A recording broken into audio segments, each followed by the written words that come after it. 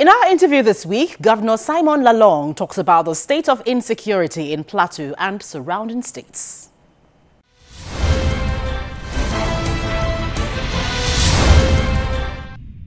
Governor Simon Lalong, you're welcome to the program. Thank you very much. Well, the latest carnage, which claimed over 200 lives, is the latest in a series, of similar ones we've seen in the past.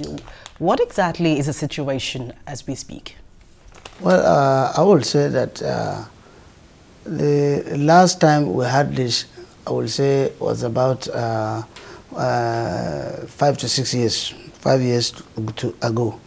And that was at the Dogonawa in Jos, where we had a lot of people, about 500 people were killed as a result of a conflict like this.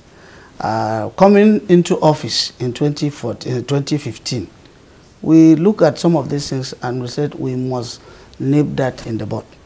And that was why I was surprised that this thing is happening again. Yeah, because we know there was relative peace at some point. Very well. So because of that, we set up a lot of measures. Not only setting up the measures, but we made peace as a cardinal policy thrust, number one policy thrust.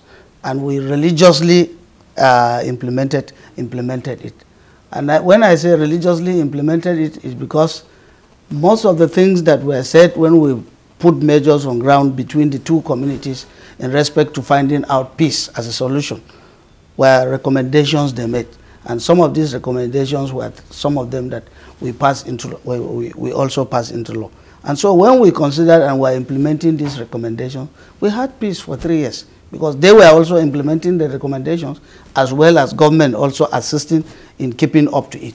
So what went wrong? I mean, the herdsmen came in a midnight raid, killing people, burning houses. They did this for hours without much assistance or help from security agencies. So what does it make of the security situation in your state? Well, I don't want to start jumping into conclusion now because investigations are going on.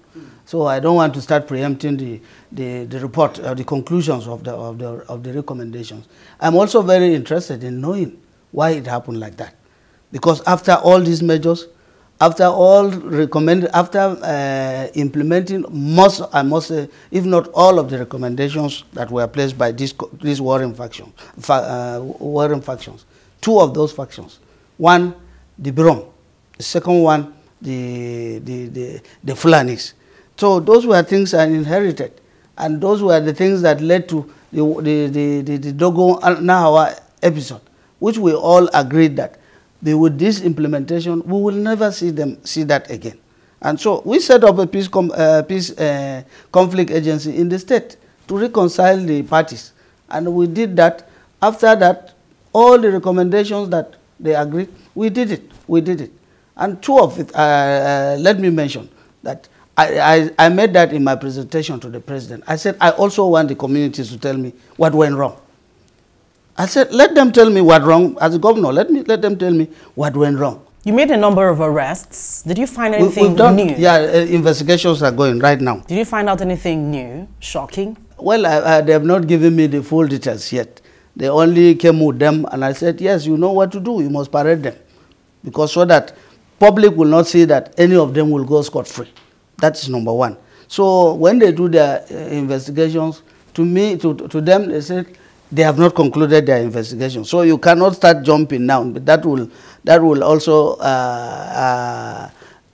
we don't want anything to conflict with, that will stop them or will also disturb their process of investigation, because we are very, very serious on this investigation.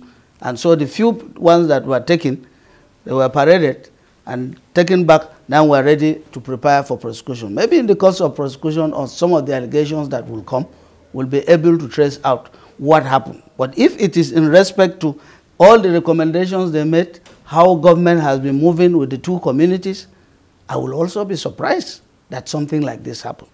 Because part of it was that if there were reprisal attack, if they say, as some of them are claiming, then the first people to be arrested are the Arros who are in those places. So we are looking for them. The security is already looking for them to arrest them. And if it was cattle rustling, those were the two main reasons that were alleged. Then whoever was the district head would also be arrested within the community. He will reveal the names of those people who did those acts. But some people also say, like the honorable, the lawmaker who mentioned that these politicians are really, in fact, behind these killings. Did you agree with him? Well, like we say, most of the things that we're in a political environment now, we're a political session. And of course, you know, we're moving towards election. So we're moving into, I will not be surprised if also politicians are involved. I won't be surprised. Were you shocked to hear that because cattle were rustled and so according to Mieti Allah, so human beings had to go in their place? Were you shocked to hear that? Well, that is not a reason. You understand? That is not a reason. That will not be a reason. And from the documents, I wish you see some of the documents, things that were contained in those documents. Those were agreements between the two parties. So they came out, revealed why they were fighting. They revealed why the conflict took that very long period. And they now agreed that, look, we will tell ourselves the truth. The two communities will tell ourselves the truth. And they came, revealed the truth, and brought out a roadmap. And they said, look, in a place, we know this is how to cope the situation. If there is a cattle rustling, hold the district head of that place responsible. He knows it because the people are within his community. He will now tell us that yes, so thing happened, and then we've seen that example. We've seen district head bringing out cows when they rustle. We arrest the district head. The district head will come out and say, these are the cows. I suspect my boys. And then he will bring out the cows. We have evidence of that. We've also seen evidence of where farmlands were destroyed. We arrested some the arrows. They came back and said, look, we've done our investigation. Back then? And yeah, in Plateau State. They will come out and say, we've done our investigation. I found out that Mr. A or B was responsible. And then they will come out.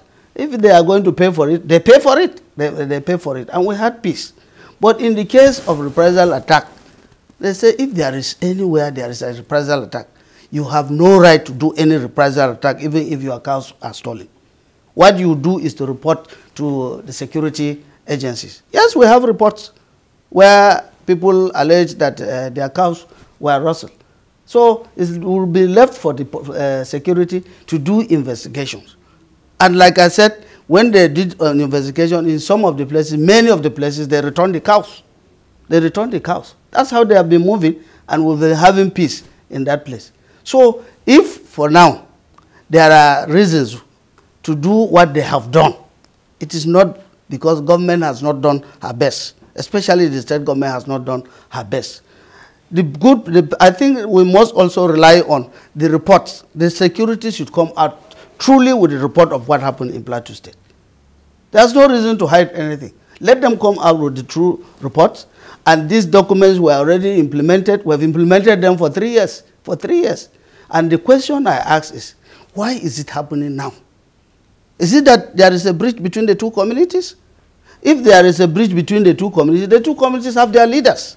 They also have political leaders. They have religious leaders. We must dig into it and go deep into it. Are you satisfied with the sort of intervention you're getting from security forces? They were doing their work. Anytime there were crises like that, we had arrests.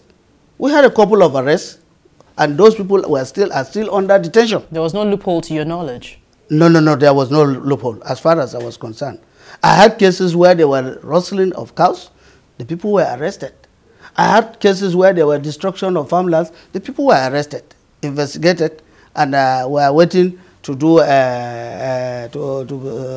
some of them waiting to be prosecuted. Well, we must thank you very much indeed, Governor Lalong. Thank you. For coming on the program. Thank you.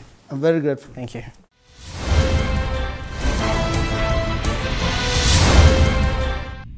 Well, thank you for your mails and tweets. As always, keep sending in your views and comments using the email address and Twitter handle on your screen. Also, be sure to share anything happening within your locality. Don't you forget you can view the program on youtube.com/channelsweb/videos. Thank you for watching this week. I'm Gloria Umezuke. See you again.